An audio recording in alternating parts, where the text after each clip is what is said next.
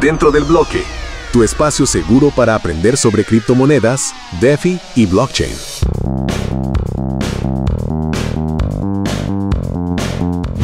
Después de un periodo de 15 meses, estamos de vuelta. 15 meses. Suena bastante. Bueno, vuelve el podcast número 1 enfocado en blockchain en Latinoamérica. Y con la gran novedad que ahora estamos en formato video.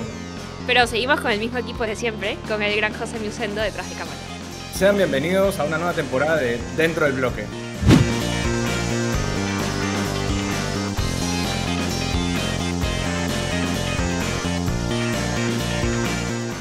Hola, yo soy Pía. Hola, yo soy Charlie. Bienvenidos de vuelta a Dentro del Bloque, el podcast enfocado en blockchain, criptomonedas y temas relevantes para la industria cripto. Hoy estamos de vuelta con nuestro episodio número 70. Y bueno, en este periodo en el que no hemos grabado han sucedido un montón de cosas. Por mi lado, culminé mis estudios en la carrera de finanzas en la Universidad del Pacífico, terminé mi maestría en blockchain. No se sorprendan.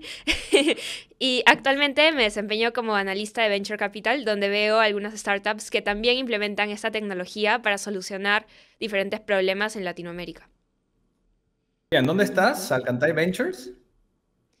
Sí, Salcantay Ventures es un fondo de Venture Capital que invierte en startups que se enfocan en reducir brechas en la región, sobre todo en 3 verticales que son inclusión financiera, lo cual tiene mucho que ver con blockchain, Human Improvement, que también tiene algunas conexiones con esta tecnología, y por último, medio ambiente, donde se pueden ver temas tan variados como tokenización de bonos de carbono y demás.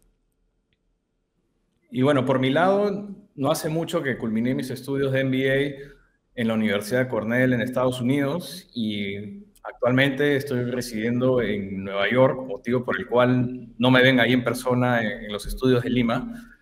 Pero bueno, con la tecnología me es posible estar acá con ustedes. Antes eras country manager de Buda.com, un exchange centralizado, ¿no? Fundado en Chile. ¿Ahora en qué estás? A ver, en Buda, luego de Buda, dejé Buda porque me vine a hacer el MBA acá a Estados Unidos. Y si bien es cierto, me gradué en mayo, no hace mucho me uní a una compañía que se llama Blockade. Y acá lo pueden ver. Blockade es una empresa que se dedica a ciberseguridad on-chain. Ha levantado $83 millones a la fecha. Su serie B fue 50 millones en febrero del presente año. Y trabajamos con gigantes de la industria Web3, ¿no? MetaMask, Coinbase, exchanges centralizados, entre otros. Y ahora estamos súper enfocados en la tabla. Estás súper brandeado, Carlos, con el gorrito, el hoodie, todo representando Sí. estos 15 meses que han pasado, no hemos grabado. Pero Bueno, también es que hace frío acá, en Estados Unidos. De alguna manera u otra, ambos seguimos vinculados a blockchain, ¿no? Sí, seguimos vinculados a blockchain, tanto en el ámbito profesional como, digamos, actividades extracurriculares. Y como es de conocimiento público, no hace mucho el BCP anunció un piloto para 3.000 usuarios donde se les facilita la compra de USDC y Bitcoin, 2 de las criptomonedas que más uso tienen actualmente en Perú. Y vamos a enfocar el episodio de hoy en cómo el BCP está innovando en esta área.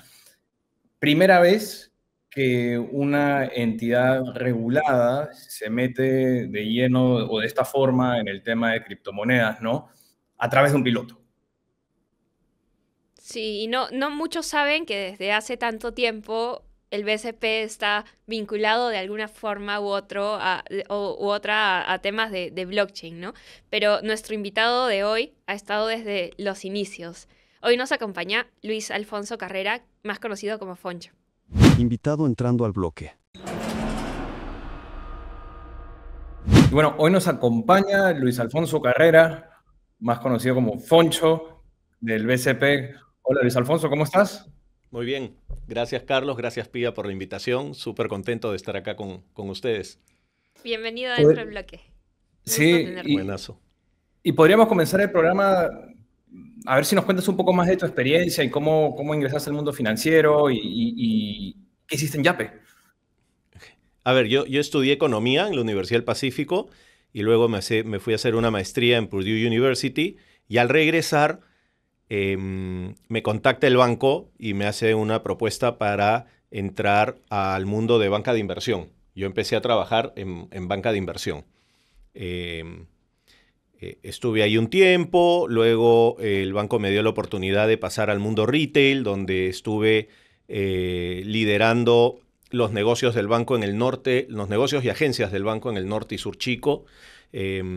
Luego pasé por la banca empresarial y en la banca empresarial, me acuerdo, el banco tuvo una consultoría o unos asesores, McKinsey, que fue al banco y nos dijo, oye, van a haber 5 grandes tendencias en los próximos años, te hablo esto en el 2010 más o menos, 5 grandes tendencias que tienen que estar mirándolas porque probablemente sean disruptivas para el sistema financiero, para los bancos, ¿no? Era inteligencia artificial, era Big Data, era blockchain y era la nube, cloud, ¿ya? Y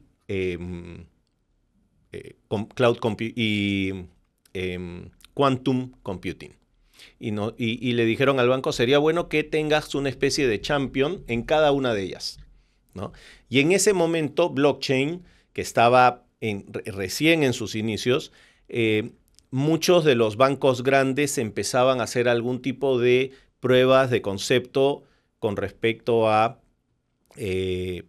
transferencias al exterior, con respecto a cartas de crédito, con respecto a ese tipo de mercado de capitales.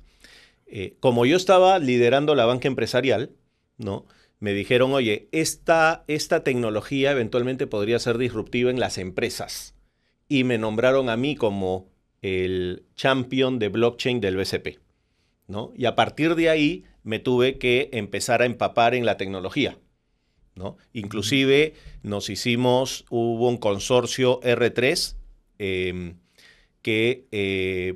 al cual nos adherimos en su momento, fuimos parte de una POC que se llamó Marco Polo para transferencias o para reemplazar eventualmente las cartas de crédito y fue avanzando, pero llegó un momento en donde, claro, nosotros no somos como banco de crédito un banco recontra internacional con un montón, con presencia en un montón de países. No hacía mucho sentido que seamos, y en ese momento tomamos la decisión, que seamos uno de los líderes en temas de adopción de blockchain, sino que seamos un fast follower, ¿no?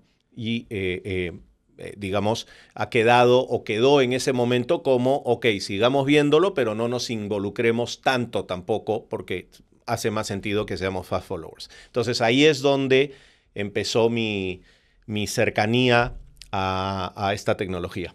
¿Esto en el 2010? Esto fue cuando yo era gerente de la banca empresarial, no, después de Credit Corp Capital y justo antes de Yape. Y Yape yo lo he tomado en el 2017, no, debe haber sido 2015, más o menos. ¿Compraste Bitcoin en ese momento? Sí compré para ver cómo funcionaba, por curiosidad, para ver cómo funcionaba una billetera, ¿no? Pero cuando Bitcoin subió de, por decirte cualquier cosa, ¿no? $150 a 300, vendí. Claro, el FOMO de...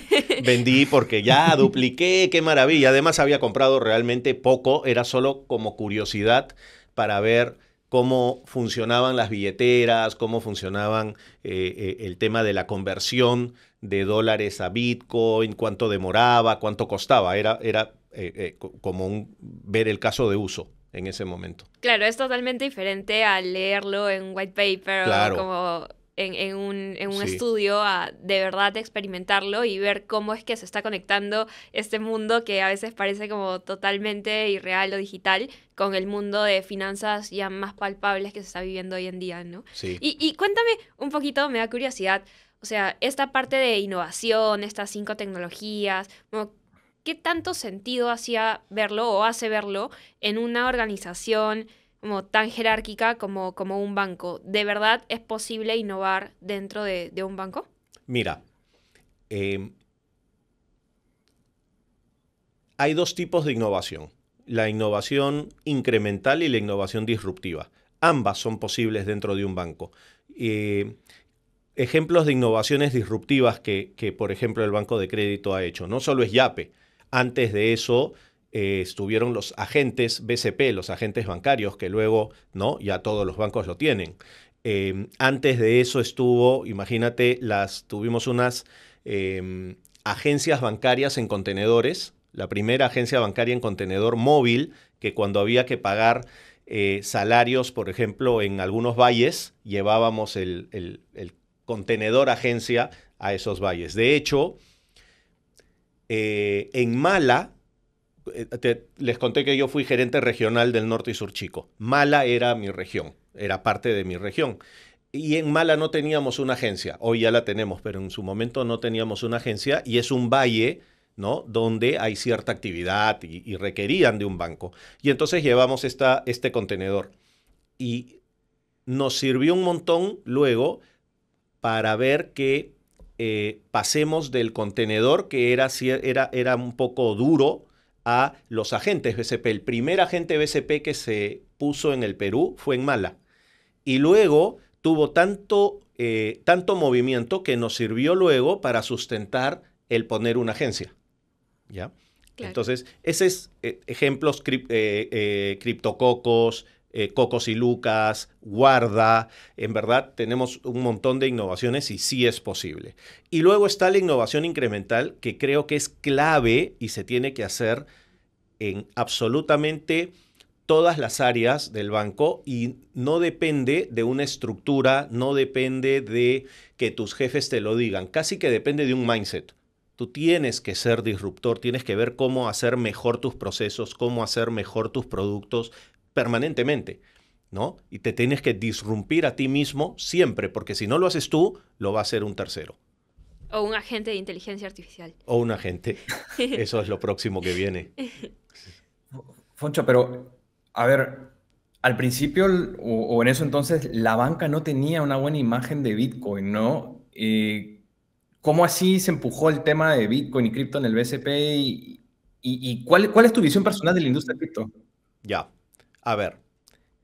Primero está, y creo hay que separar la tecnología, ¿ya?, del Bitcoin o de las monedas, ¿no?, de los USDCs, por ejemplo, otro tipo de monedas que pueden correr en la tecnología Bitcoin, ¿ya? Blockchain ha sido una tecnología que, por ejemplo, a diferencia de AI, de la inteligencia artificial, ha demorado en madurar, ¿no? Estamos hablando del 2000, como les conté, desde el 2012, 15, 10 años, ¿no?, que ya estábamos viendo en el banco de crédito qué podía pasar con blockchain. Es una tecnología, o sea, si tú te fijas cuánto demoraron los carros eléctricos, los carros autónomos, la energía solar, la energía eólica en desarrollarse, ¿no? Generalmente, ¿no?, demora un poco, pero una vez que agarra vuelo, el desarrollo es muy rápido. Blockchain ha demorado bastante, ¿ya? Y, por ejemplo, yo veo un futuro enorme para mí esa tecnología en todo lo que es registros públicos, ¿no? Para mí es enorme por ahí donde debería haber mucho valor de blockchain, en todo lo que es custodia de valores, ¿ya? En general, en todo lo que es registrar algo, blockchain es ideal, ¿ya? El primer caso de uso de blockchain fue Bitcoin. Y Bitcoin pasó de ser una promesa de una moneda que iba a reemplazar al dólar o al uso de efectivo a convertirse en un activo de valor. Como Bitcoin hay una cantidad fija de Bitcoins. Cuando empezó a haber mucha inflación y cuando algunos activos empezaron a perder valor, Bitcoin se convirtió en una nueva clase de activo, ¿no? Entonces yo le encuentro muchísimo más valor al Bitcoin como una nueva clase de activo en la cual invertir y sobre todo protegerte contra la inflación, ¿no?, que como una moneda que vaya a reemplazar al dólar, que fue digamos, la promesa de Bitcoin, ¿no? Los smart contracts, por ejemplo, que es otro gran caso de uso de blockchain, es algo que todavía no ha evolucionado mucho, ¿no? Y que los agentes de AI probablemente lo reemplacen porque es una tecnología más avanzada y mejor, ¿no? Y donde yo creo que va a venir ahora el gran uso de la tecnología blockchain es por los propios bancos centrales de reserva. Yo lo que creo es que en vez de que Bitcoin o alguna criptomoneda vaya a reemplazar al dólar o al sol o al euro, lo que van a hacer los bancos centrales es adoptar la tecnología para crear las famosas monedas de los bancos centrales. Creo que eso va a venir de todas maneras y va a ser el gran boom de blockchain. ¿Y qué implica que haya una CBDC en un país para un banco comercial? Donde va a haber mucha disrupción es en todo el mundo, todo el tema de operaciones de cambio y transferencias internacionales, ¿no? Eso va a cambiar totalmente. Hoy día para tú hacer una transferencia internacional te cuesta plata, ¿no? Y no es inmediata. Tienes que esperar algunas horas en el mejor de los casos, algunos días en el peor de los casos, ¿no? Lo que va a haber ahí es una transferencia a la 10ª parte del valor y en un segundo, inmediata, ¿no? Entonces, viene Claro. por ahí la disrupción. Bueno, y eso yo creo que todavía faltan bastantes años para que se desarrolle. No O sea, lo sé, ya hay los bancos varios- centrales cada vez están más cerca, están viendo, obviamente, la tecnología te genera algunos riesgos, algunos temas que tienes que controlar, el tema de la ciberseguridad, ya estás, si creas Sí. una moneda digital, inmediatamente estás expuesto a los cibercrímenes, etcétera, etcétera, pero lo están viendo un montón. Sí, justo con Carlos hace un tiempo estuvimos viendo más a profundidad CBDCs en Chile, también está el caso de Brasil, en China, en diferentes lugares donde se ha probado mucho más a fondo esa tecnología, ¿no? Sí. Pero bueno, en el Perú creo que todavía estamos un poco rezagados. Pero hablando como del presente, como ustedes lanzaron un producto como BCP llamado CryptoCocos. ¿Qué busca lograr CryptoCocos dentro de la estrategia un poco más a alta escala del banco? Te diría que tiene 3 objetivos, ¿ya? Un primer objetivo es aprender de la tecnología. Aprender de los rieles, de cómo conectarnos a blockchain, de cómo hacer custodia de criptomonedas, de qué riesgos hay, es aprender. Eso es lo primero, ¿no? Y para eso estamos en una primera etapa en donde hay proveedores que nos dan la custodia, proveedores que nos dan la conexión a blockchain, pero el equipo interno ya de arquitectura, de ingeniería, de tecnología, empiezan a mirar y empiezan a aprender. Ese es el primer objetivo. El segundo objetivo es empezar a poder ofrecerle una propuesta de valor para que clientes del banco, ¿no? Con un perfil determinado, tiene que ser un perfil adecuado para invertir en un activo de alta volatilidad y de alto riesgo, como son las criptomonedas, ¿no? Pero es innegable que hay una necesidad de personas en el Perú de invertir en cripto, que no es tan fácil, ¿no? Y además, en el mundo de las inversiones es súper importante la confianza y la seguridad que te da la contraparte a través de la cual inviertes. Entonces creo que un banco te ofrezca a través de su billetera o a través de sus canales el poder invertir en Bitcoin, en Solana o en alguna otra criptomoneda, genera muchísimo valor por Claro, la y no solo confianza un que te banco, da. ¿no? El banco más grande del Perú Sí. es ya una posición de confianza Sí. que vas dando muy, muy Sí. alta. Por ejemplo, cuando yo en algún momento invertí, ¿no? En alguna. Y claro, la billetera a través de la cual compraba es una billetera que, pucha, pues tienes que persinarte y, bueno, escuchas y ves, están las grandes, hay otras pequeñas, pero los grandes fiascos y eventos de pérdida masiva se han dado justamente por algunas billeteras, ¿no? Que no fueron del todo confiables. Entonces, creo que ahí los incumbentes, que somos los bancos, podemos darle esa tranquilidad a los clientes de que, uno, no están cayendo en una estafa y dos, los bitcoins o las monedas digitales o las criptos que compren van a estar bien custodiadas, ¿no? Porque finalmente nosotros como bancos desde hace, no sé, 250 años nos dedicamos a custodiar activos de valor, ¿no? Acuérdate que antes la gente de dinero custodiaba sus cuadros y sus joyas en los bancos, ahora custodia su dinero, ¿no? Y lo próximo que viene es custodiar tus datos y tus criptomonedas con los bancos. O en Italia, que custodian queso parmesano. Imagínate, exacto. Y Foncho, ¿cómo crees que cambie el mercado peruano con un banco que permite intercambiar fiat a cripto y viceversa, ¿no? Porque hoy en día el mercado peruano tiene muchos exchanges centralizados, ¿no? Algunos que son locales, otros que son de países como Chile, Argentina y abren una operación peruana, pero un banco no había. Y tampoco veo, salvo Panamá, no veo otro banco, no veo otro caso de un país donde un banco entra a cripto de esta manera. Ya, a ver, aquí tenemos 2 o 3 cosas que mirar hacia adelante. Lo primero es que esta propuesta de valor de criptococos del BCP está enmarcado dentro de lo que se llaman los sandboxes de la Superintendencia de Banca y Seguros, ¿no? No existe todavía una regulación final y firme con respecto al tratamiento de criptomonedas por parte de los bancos o por parte de las entidades reguladas por la superintendencia, ¿ya?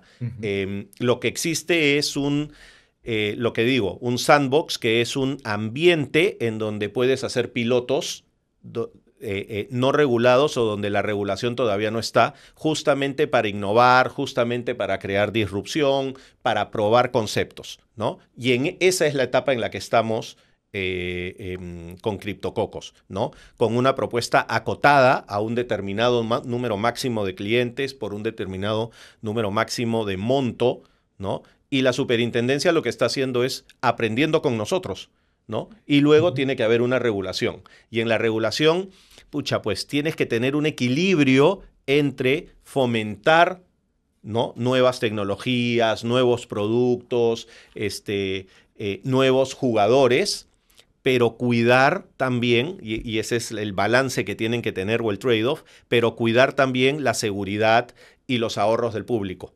Entonces, tienen que hilar muy fino, ¿no? Entonces, en eso estamos ahorita. Lo que yo creo es que va a democratizar las inversiones en criptoactivos en el Perú, ¿no? La va a hacer mucho más fácil, mucho más asequible, la gente va a tener mucho más confianza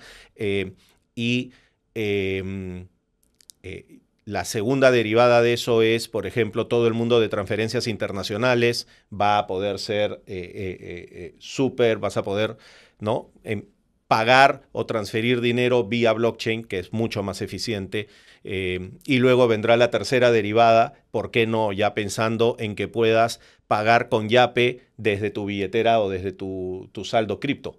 Who knows, ¿no? O empezar a sacar la tarjeta de crédito, ¿no?, que puedas pagar con tu saldo cripto. Eso ya es la tercera derivada, ¿no? Estamos todavía en la primera, pero eso es lo que probablemente venga hacia futuro. O la cuarta, préstamos colateralizados con cripto. Claro. Que también es algo que, de hecho, nos han estado pidiendo algunos Claro. invitados Pero que hemos traído por aquí. Te doy un ejemplo, ¿no? Nosotros en el BCP tenemos la banca en alta, la banca privada, que tienen una serie de inversiones. Y hoy pueden solicitar un crédito y muchas veces solicitan el crédito con la garantía de esas inversiones, ¿no? Cripto no va a ser, o Bitcoin no va a ser más que un activo de inversión más dentro de ese portafolio de inversiones que va a tener la gente. De hecho, como institución financiera y como asesor financiero de nuestros clientes, muy probablemente a todos les recomendemos que tengan una parte, ¿no?, en Bitcoin, la parte que puedes arriesgar, la parte más picante de tu inversión, pero que no pongas todos los huevos en la canasta de criptos. Entonces van a tener un portafolio al cual se va a añadir el activo criptomonedas, ¿no? Y en ese sentido, apenas se añada, ¿no?, vas a poder, porque ya tenemos el producto, ya tenemos la propuesta de valor de préstamos contra tu portafolio de inversiones. Eso se cae de maduro. Eso, en verdad, va a ser más rápido que muchas de las otras cosas que te he dicho. Sí, Y ya retrocediendo un poquito como hacia CryptoCocos, ¿cuál es su público objetivo? Porque mencionas que es un público acotado al que están dirigidos, al menos por ahora. Como, Sí. ¿qué público están targeteando? Ustedes dos. Yo todavía no lo uso. Pero es Yo le- un yo le público intenté que usar, tiene joven, es un público joven, digital, cercano y que no le tiene miedo a la tecnología, ¿no? Y que está interesado en tener como un activo para sus inversiones en criptomonedas porque le ve valor, le ve futuro, le ve un montón de casos de uso, ¿no? Entonces, ese es el público objetivo. No es, ¿ya?, el jubilado o la abuelita que escucha en redes sociales de Bitcoin, que ve que ha subido de precio y que quiere invertir ahí su pensión de jubilación. Ese no es el público objetivo, obviamente. ¿Y cómo se Ya. diferencian de la competencia? Eso me da mucha curiosidad, porque, digamos, nosotros como más jóvenes, habiendo estado expuestos a esta tecnología desde, o sea, ya varios años, como vemos que hay bastantes ofertas en el mercado. ¿Por qué alguien elegiría comprarlo a través del BSP y CryptoCocos versus comprarlo con uno de los demás competidores? La palabra clave es confianza. Tú sabes que si pasa algo con tus criptos en el BCP, puedes ir al BCP, ¿no? Y decir, ¿qué pasó? Responde, devuélveme mi plata. Ok. Confianza. Esa es la palabra clave. Y ese es un tema súper sensible, Pía, ¿no? No se ha analizado mucho qué pasa, por ejemplo, cuando un exchange centralizado quiebra. ¿Qué pasa con las criptos? ¿Las devuelven o no? Hay legislación en Estados Unidos al respecto, pero sigue siendo un tema de mucho debate, ¿no? Y hablando de CryptoCocos, Pía, también te iba a comentar que yo no hace mucho intenté registrarme. Me pidió un celular peruano, ¿no? Por eso no pude completar el proceso, pero algo que me llamó la atención fue que antes de usar CryptoCocos, te manda 5 preguntas y no son del todo fácil. Tampoco diría que son extremadamente difíciles, pero es como que una verificación para ver, para perfilarte, ¿no? A ver qué tanto sabes de cripto, pues, ¿no?